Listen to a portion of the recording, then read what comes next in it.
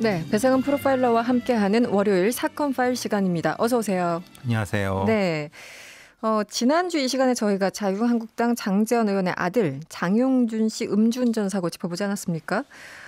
방송 내용 중에 그런데 정정하실 게 있다고요? 어떤 건가요? 네, 이제 보통 주요 범죄 혐의를 범인 도피 교사죄가 핵심이죠. 그다음에 이제 말하자면 보통 뺑소니라고 하죠. 네네. 사고 미조치, 그다음 음주운전 이렇게 핵심적으로 됐는데 저는 그때 유기에 의한 공무집행방해죄를 추가해서 말씀을 드렸습니다. 네. 사실 근데 본인의 죄에서 거짓말해야 되는 건 죄가 되질 않거든요. 네네네. 근데 제가 추가한 부분은 뭐냐면 블랙박스에 메모리 칩을 가져가 갖고 네. 그걸 가지고 약간의 조작을 해서 경찰에 제출하게 될 경우는 그거는 위계에 의한 공무집행방해가 성립될 수 있거든요.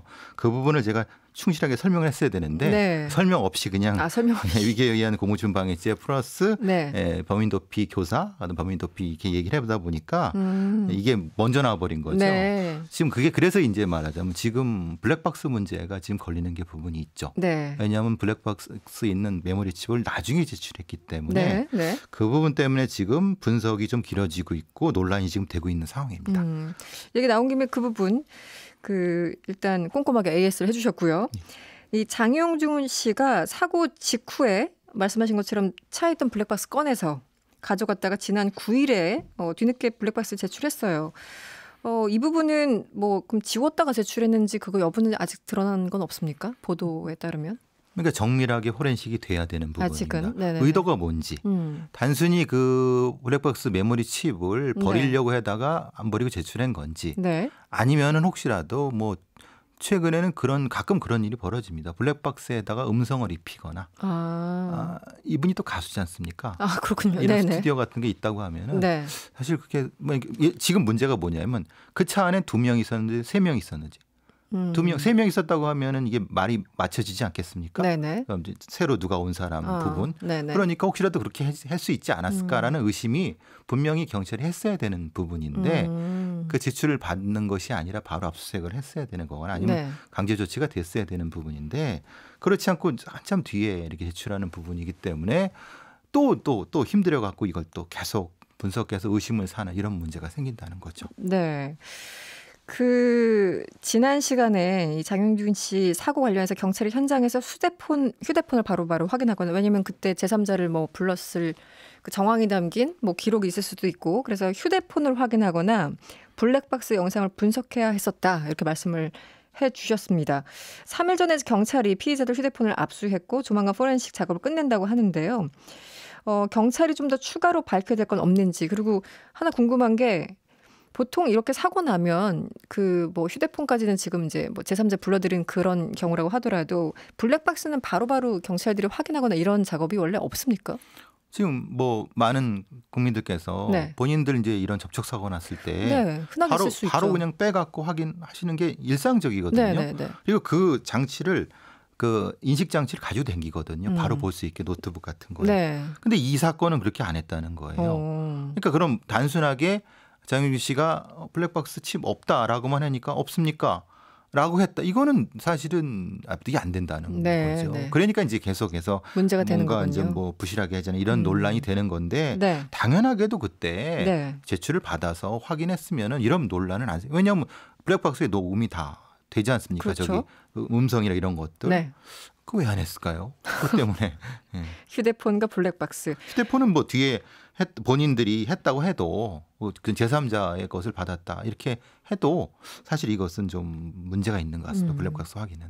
이런 사건 지적해 주시면서 여러 가지 좀 아니했다, 좀 부실했다 여러 가지 지적을 해 주셨는데 지금 이 경우 경찰이 추가로 더 밝혀야 되는 게 있다면 어떤 게 있을까요?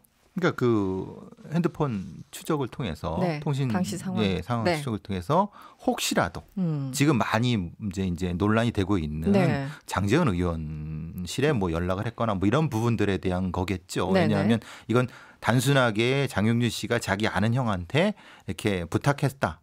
그 부분이 아니라 다른 어떤 좀 경찰을 움직일 수 있는 큰 힘이 이렇게 이런 부분에 대한 것을 깔끔하게 해소하고 가야지 장제원 의원으로서도 깔끔할 거라고 보여집니다. 사실 이제 국민들은 그런 게 더 궁금한 거죠. 혹시 누가 개입한 것은 아닐까? 이런 의혹들, 의심들. 장용준 씨가 피해자에게 3,500만 원을 주고 이미 합의를 한 상태입니까? 예, 합의했다는 얘기가 지금 뭐 언론을 통해 나오고 있는데 네. 지금 여러 가지 뭐 피해사실 공표라든가 여러 가지 문제 때문에 경찰에서는 확인해주고 있는 상황은 있지는 아닌데 않고 언론 보도만.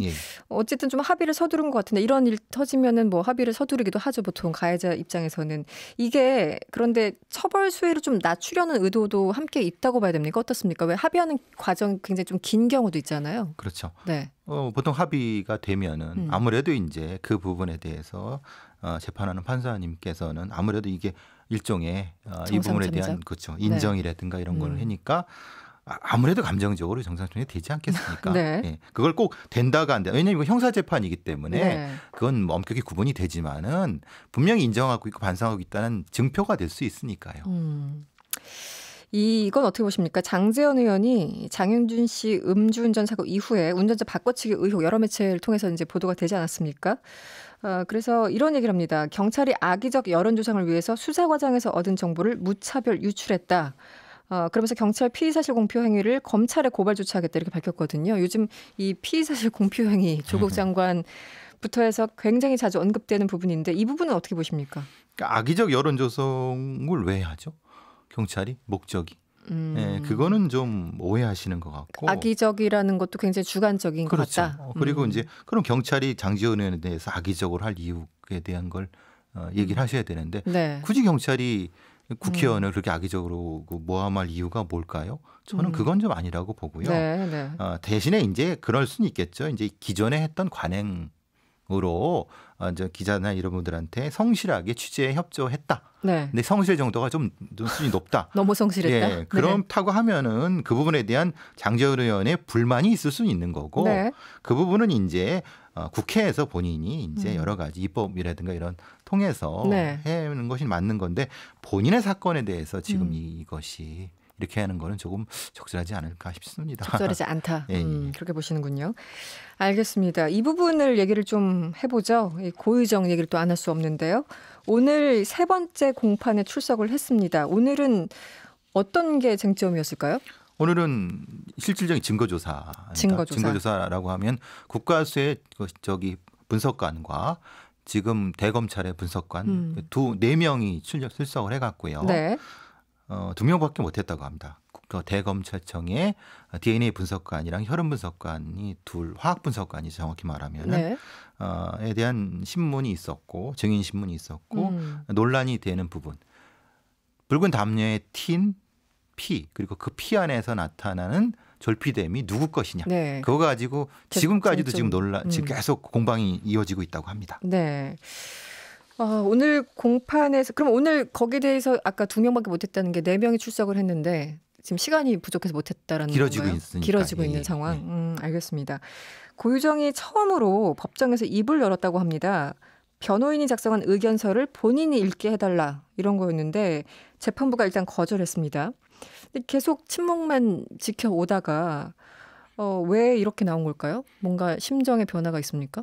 아무래도 지금 이 사건은 핵심적인 구도는 고유정의 입장에서 구도는 본인이 피해자라는 걸 입증을 해야 됩니다. 그렇게 주장을 해왔죠. 그렇죠. 그러니까 그러려고 하면은 본인이 얼마나 억울하게 피해자가 됐는가에 대한 걸 본인 입으로 하는 것이 아무래도 전략상으로는 뭐 감정이입 뭐 등등을 겨냥한 겁니까? 보통 이제 본인 스스로 성폭행의 피해자라고 주장하고 있으니까 그럼 본인이 얘기하는 부분이니 아무래도 감정적인 걸 움직이는 데는 도움이 될 거라고 판단했던 것 같은데 실제로 이것은 일종의 그 증거조사 지금 증거를 가지고 다투는 기일이기 때문에 당연히 재판부는 받아들이지 않죠. 근데 다만 첫 번째 기일에서 그 얘기를 안 했어요. 모두 진술을 안 했기 때문에 그래도 시간을 줘야 되겠다 싶어갖고 다음 공판 기일에 한 10분 정도 본인이 직접 쓴 걸 가지고 가져와라. 그러면은 고려해보겠다라고 한 거고 지금 문제가 되는 거는 변호사가 써준 걸 그대로 읽었기 때문에 재판부에서도 사실 좀 약간 좀 그건 안 된다 이렇게 거부한 것 같습니다. 오늘 요구한 거는 변호인이 작성한 것이고 그 다음에 지금 재판부가 요구한 건 그럼 당신이 직접 써와라 이런 건가요? 그렇죠. 그러니까 뭐냐면 그걸 읽었는데 네. 보니까 이것은 사실은 본인의 감정이라든가 이런 것이 아니라 네.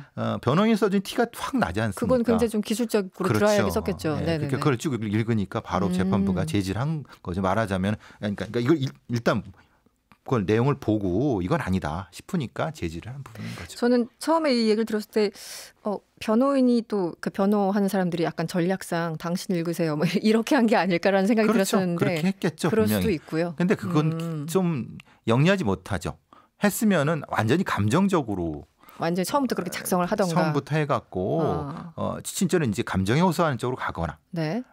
그래야 되는데 이건 사실 재판부가 봐도 어중간하니까 네. 그 부분에 대한 제지가 있었던 것 같습니다. 이런 경우가 흔하지는 않죠. 의견서 보통 변호사들이 주로 읽죠. 의견서는 읽지만은 감정적인 부분 먼저 하죠. 모든 뉴스는 애초에 먼저 하고 중간에 이렇게 뭐 치고 나온다고 하나 이런 부분은 사실은 재판부 입장에서도 사실 당혹스러운 부분입니다. 아 그렇습니까? 네. 고유정은 뭔가 무슨 얘기를 자기가 피해자라는 걸 그동안은 침묵을 하다가 갑자기 이제 태도가 변해서 조금 의아하다고 제가 질문을 드렸었는데 이게 특별히 심경 변화라기보다는 뭔가 전략 변화? 그동안 침묵해서 이제 변호사한테 모든 걸 넘기고 그다음에 마지막 부분에 있어서 본인이 뭔가 활용점정을 하려는 것인가요? 어떻습니까? 아무래도 계속적으로 감정적인 부분을 건드리려고 하는 것 같습니다. 재판부를 향해서. 사실은 증거 부분에서는 논란이 될 게 많이 있거든요. 그것은 본인이 유리하다고 볼 수는 없습니다. 네. 그렇기 때문에 지속적으로 그런 부분을 어필하는 것은 본인의 전략이라고 보여집니다. 머리를 이제 가리고 머리로 얼굴을 계속 가리는 상황이고 그래서 사람들은 고유정의 얼굴을 보기가 참 어려운 상황인데 경찰이 강제로 얼굴을 공개할 수는 없는 건가요? 그렇죠. 왜냐하면 신체의 자유가 있기 때문에 강제로 어떻게 네네. 그건 절대 안 되죠. 머리를 묶으라거나 뭐 이렇게 한다는 것 자체가 자체는 안 되죠. 그러니까 본인이 뭐 얼굴에 여기다 뭐 가발을 쓰거나 그건 아니라 하더라도 자기 있는 머리를 감추는 부분에 대해서는 그걸 강제할 수는 없습니다. 이 경찰이요, 피의자 단계에서 얼굴을 촬영한 후에 공개를 해도 되는지 법무부에 유권 해석을 의뢰했다고 합니다. 머그샷이라고 하나요? 이것을요? 네. 이걸 공개해야 된다 이런 의견도 나오고 있습니다. 이 법으로 강제해서 한마디로 피의자 얼굴을 보게 해달라 이런 건데 이런 요구는 어떻게 보십니까? 프로파일러님 개인 입장으로는. 미국은 이렇게 하죠. 머그샷은 머그란 게 얼굴을 뜻하는 거니까 네네. 얼굴샷을 이제 흔히 말하는 신상 기록부를 만들어 갖고 기록부에 사진을 붙이는 형태가 되거든요. 애초에 특별한 경우에 그러니까 아주 제한된 범위 하에서는 차라리 이렇게 하는 것이 국민들의 알 거리를 충족시키는데 대신에 이건 아주 제한적으로 해야 되죠. 모든 범인한테 모든 피의자한테 이거는 적용될 수가 없고 특정한 강력범죄자. 그리고 매우 국민들이 알 수 있는 알 권리를 충족하는 제한적인 부분에서는 충분히 가치가 있다고 보여집니다. 알겠습니다. 양금숙님이 문자 보내주셨어요. 고유정은 들을 때마다 참 대단하다 싶네요. 이게 반어법적인 표현이겠죠. 지금까지 간단하게 말씀해 주시면 지금까지 스코어 어느 쪽이 더 유리해 보이십니까? 오늘 4명을 다 했다고 하면은 판단이 나올 텐데 아직은 지금 대검에서의 분석관 2명은 했는데 국가수 분석관 2명은 못했어요. 이건 왜 그러냐면 증거의 질의 문제가 있거든요. 어느 분을 취득했냐 이 부분 가지고 서로 교차해 보려고 고유정 변호사는 뭔가 전략을 짠 것 같은데 지금 이게 늘어져 버리니까 저는 오늘은 사실은 잘 모르겠습니다. 판단하기가 이르다. 네, 알겠습니다. 지금까지 배상훈 프로파일러였습니다. 오늘 고맙습니다. 감사합니다. 여러분의 퇴근길을 꽉 채워드립니다. 평일 저녁 6시 5분 이승원의 세계는 그리고 우리는